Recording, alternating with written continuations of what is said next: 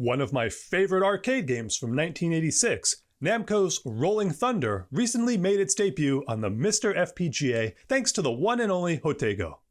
The new core is still in beta at the time of this video, but I couldn't wait to try it out, so here we are. As always, I'm Matt D'Amico, and welcome to a slightly unconventional Retro Bits.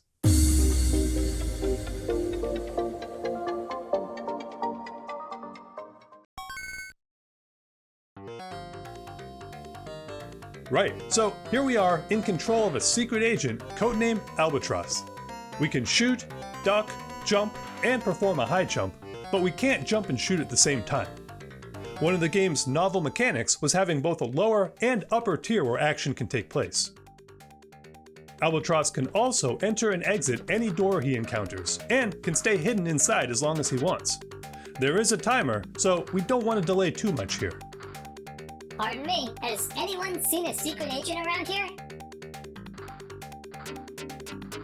Oh, hey, oh, nope. Excuse me, coming through. You seen that dude anywhere? You can duck under these punches, but you'll take damage after the fourth swing. So that's it for the basics. The timer is ticking down, so let's start for real. The mission is to save our captured partner Leela from an evil organization known as Geldra. Some doors will replenish our ammo. Running out makes things extra difficult, so conservation is key. I know you want to, but resist the urge to do a running jump off of ledges. It will almost always get you killed.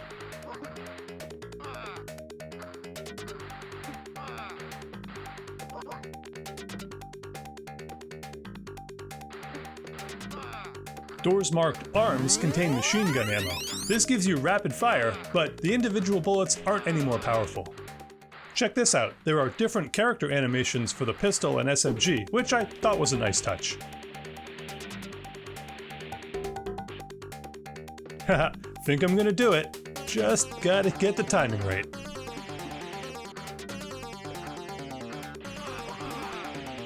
If you rush past doors, enemies will come out behind you. Turning around will slow you down and make you vulnerable. No flying jump here or that guy will get you. Okay, all clear.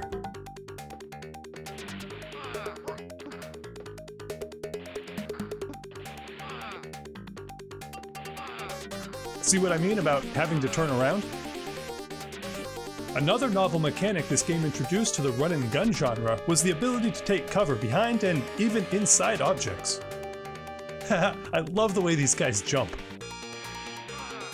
Sneaky, sneaky, he'll never see us coming. Darn, he saw us coming.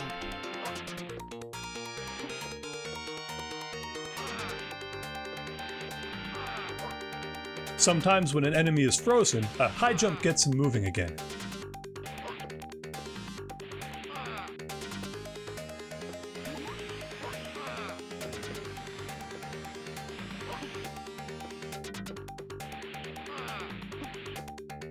I'm gonna kill this last guy so hard, he'll be erased from the universe entirely. Haha, take that! And now we get our first cutscene showing Leela running from a hooded baddie while a Voldemort-looking dude gives orders to his minions. Is that supposed to be a salute or a fist pump? On to level 2. Here, we're immediately introduced to a new threat, the low bullet. Ouch! Why are there 8 segments on the health bar when you can only take 2 hits before you die? Huh, too high. Ah, there we go. Did I mention how much I like the music and art style? They really nail the whole secret agent aesthetic. Check this out, you can't jump down or up in this spot. You can only do it where there's a railing. That's not true for every platform, but it is for a lot of them. This section is a breeze. I'ma shoot me some bad guy feet.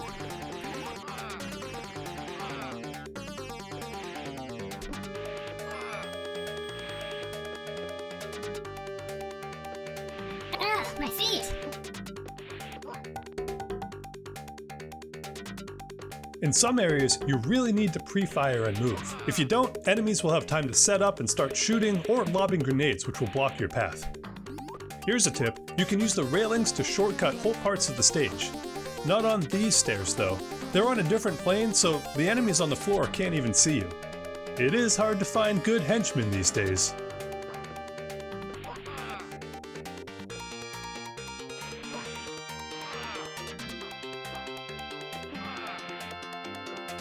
Skip this part and this part.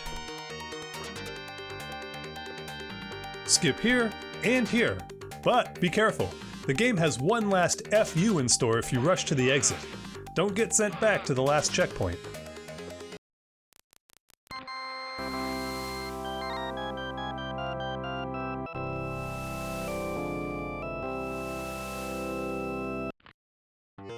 Level 3. Now we're in some caves and things start to take a turn for the weirder. We've now got these goblin-looking guys walking around, and when you shoot them, they vanish in a cloud of blue flame. What do you think? Does this break the secret agent immersion a bit? Is there even such a thing as immersion in a 2D platformer? These are the questions that keep me up at night.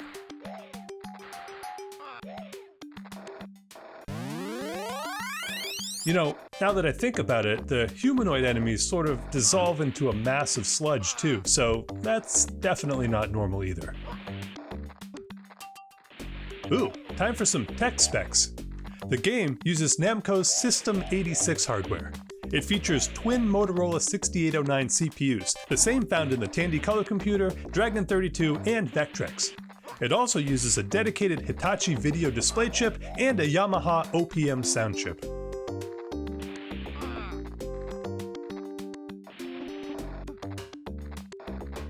Where'd he go? Oh well, must have just been the wind. Hold here just a sec. I don't want to shoot the cats if I don't have to. Rolling Thunder broke new ground in the run-and-gun genre with its unique cover mechanics. Sega would borrow heavily from the game when they released Shinobi a year later.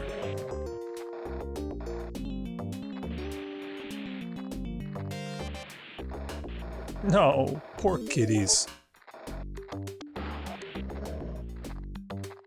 The trick here is that sometimes the panthers come out of the cage and sometimes they don't. You can't wait all day, so just hurry past and pay attention. Pre-fire this whole next area. If you don't, low bullets will be served up and there's not always enough headroom to jump over them. And we're clear. They've caught our partner, so the pressure is on.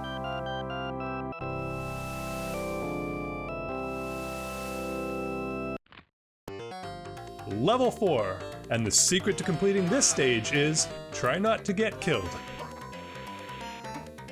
Like I said before, I love the artwork and animation style. It really stood out back in 1986. That year had a ton of absolute bangers too. My favorite, of course, being Outrun. This level has a new type of enemy, mutant bats. Pre-fire the first couple, then collect the rest. Being able to jump and shoot would really be helpful here. Just listen for the double screech that signals an attack.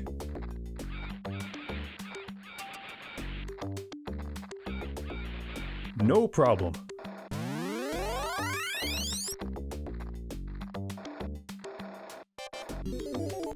This next part is tricky. You've got to rush the green hooded guy off the screen to the right, or he'll start lobbing grenades, making it impossible to move past these columns.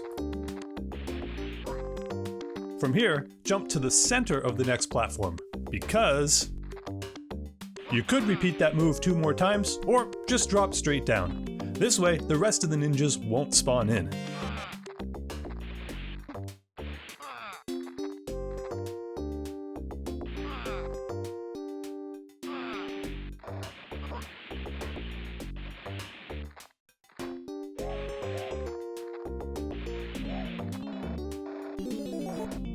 There are ninjas hiding everywhere. They've got to earn your quarters after all.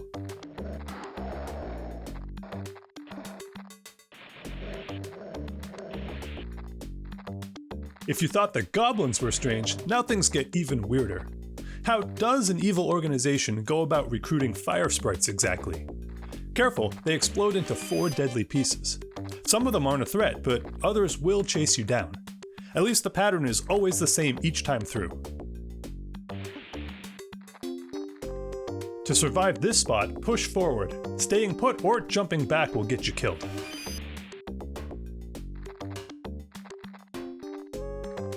The lava-filled volcano base checks out at least, but this is supposed to be New York.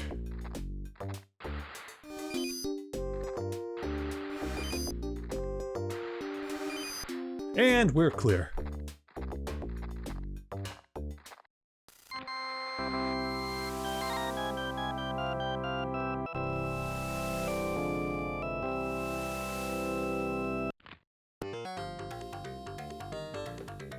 Level 5. Here, we're introduced to another new mechanic. In addition to the lower and upper floors, we now have fore and background planes. You can jump from the back to the top, and from the top to the front.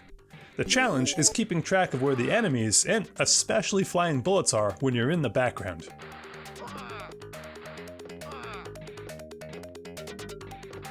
Now, it's not necessary to kill every single enemy.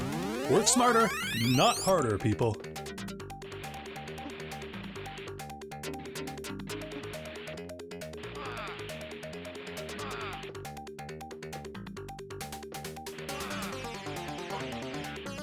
The henchmen start shooting more quickly on this level, so the best strategy is to pre-fire and move. Just keep an eye on your ammunition. Also, watch out for bullets from behind.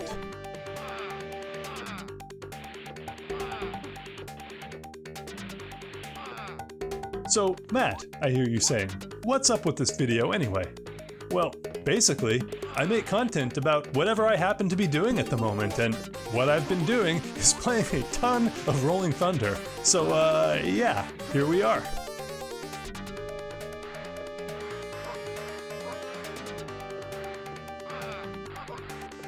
Now comes the hardest part of the whole game, so far.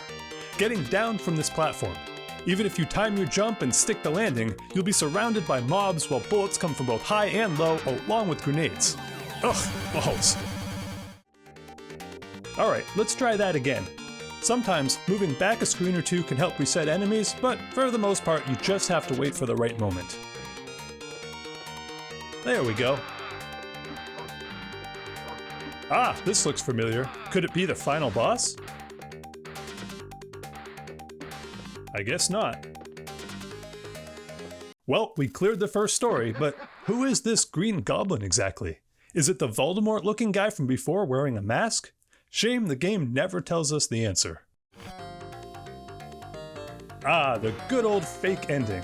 Now we're on to story 2, which, as you can see, is a repeat of the first set of levels, but with an increased difficulty. What the heck is this architectural style called? I call it not OSHA compliant.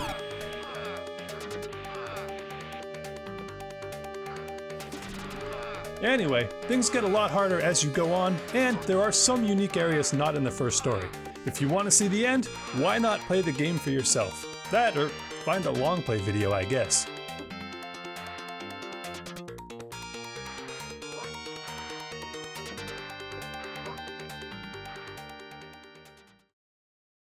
If you're the type who likes to play on the go, Hotego has also released the core for the Analogue Pocket. It plays just as good on the handheld system, and the core can even take advantage of the built-in screen modes, including CRT scanlines, grayscale, neon matrix, and my personal favorite, vacuum fluorescent. Now, you can't see the color of the enemy, so spotting the ones that take multiple hits is way more difficult. You know, if the game wasn't hard enough already. So that's it for today. I hope you enjoyed playing Rolling Thunder along with me. We'll get back to the regularly scheduled content soon. Thank you so much for watching, and see you next time on Retro Bits.